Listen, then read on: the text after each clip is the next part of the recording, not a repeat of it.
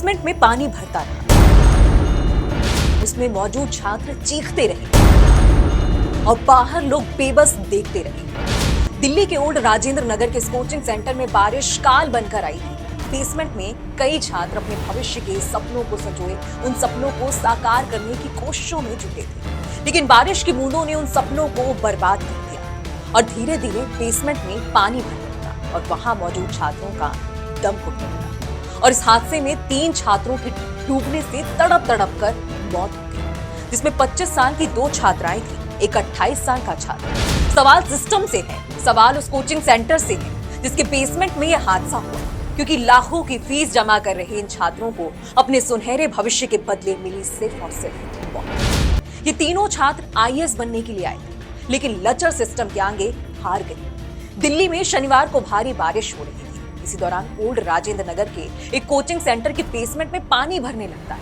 इस दौरान वहां कुछ छात्र पढ़ाई कर रहे थे। वो उस पानी में फंस गए और देखते ही देखते बेसमेंट में 10 से 12 फीट तक पानी भर गया। छात्रों के मुताबिक बेसमेंट में भरा पानी बहुत गंदा था, उन्हें कुछ दिखाई नहीं दे रहा था। इस दौरान करीब 13 से 14 छात्रों को बचा लिया गया। फायर ब्रिगेड के अधिकारियों के मुताबिक शनिवार शाम करीब 7:15 बजे बेसमेंट में छात्रों के फंसे होने की सूचना मिली।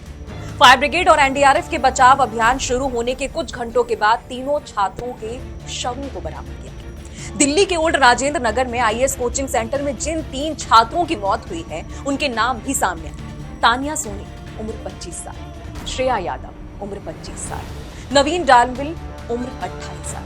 आइए जानते हैं कि इस हादसे में मरने वाले स्टूडेंट्स कहां से थे और उन्होंने कब इस कोचिंग सेंटर में एडमिशन लिया। नेविन केरल का रहने वाला था। उसने आईएएस बनने के लिए इस कोचिंग में अपना एडमिशन लिया था। इसके अलावा वो जेएनयू यूनिवर्सिटी से पीएचडी भी कर रहा था। डालविन दिल्ली के पटेल नगर में ही रहता था। वो रोजाना की तरह कोचिंग सेंटर में सुबह 10 बजे लाइब्रेरी में पढ़ाई करने के लिए गया था, लेकिन इसी दौरान ये हादसा हो गया और उसकी मौत हो गई। तानिया सोनी तेलंगाना की रहने वाली थी। वो यहाँ सिविल सर्विसेज की तैयारी कर रही थी। इधर श्रेया यादव यूपी की रहने वाली। महज 2 महीने पहले ही श्रेया को उसके घर वालों ने आईएएस बनने के लिए दिल्ली भेजा। अपने परिवार में तीनों भाई बहनों में सबसे बड़ी थी, लेकिन इस हादसे ने परिवार के सपनों पर पानी फेर दिया।